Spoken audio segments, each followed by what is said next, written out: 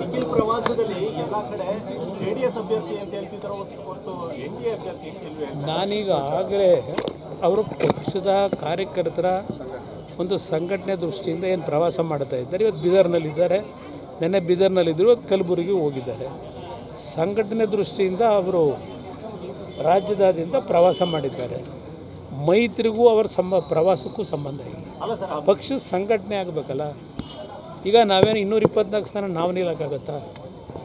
ನಮಗೆ ಏನು ಶಕ್ತಿ ಇದೆ, ನಾವು ನಮ್ಮ ಶಕ್ತಿ ಆಧಾರದ ಮೇಲೆ ಕೇಂದ್ರದ ಅಲ್ಲಿ ಹೈಕಮಾಂಡ್ ಏನಿದೆ ಅವ್ರಗಳಿಗೂ ಚರ್ಚೆ ಮಾಡಿ ಆ ಚುನಾವಣೆ ಸಂದರ್ಭದಲ್ಲಿ ತೀರ್ಮಾನ ಮಾಡ್ತಾರೆ.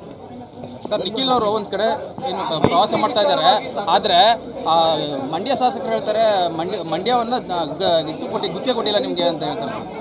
ಏನು ನಿಖಿಲ್ ಅವ್ರು ಹೇಳಿದ್ದಾರೆ? ನಿಖಿಲ್ ಅವ್ರಿಗೆ ಮಂಡ್ಯ ನಿಖಿಲ್ ಅವರು ಏನಾದರೂ ಗುತ್ತಿಗೆ ತಗೊಂಡಿದ್ದೀನಿ ಅಂತ ಹೇಳಿದ್ದಾರೆ. ಅದಕ್ಕೆ ನಾನೇ ಯಾಕೆ ಉತ್ತರ ಕೊಡಲಿ?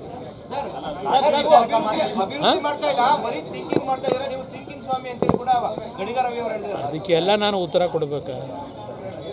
ಉತ್ತರ ಜನ ಕೊಡ್ತಾರೆ, ಅವ್ರಿಗೆ ನಾನು ಉತ್ತರ ಕೊಡಲ್ಲ, ಜನಗಳಿಗೆ ಬಿಟ್ಟಿದ್ದೀವಿ.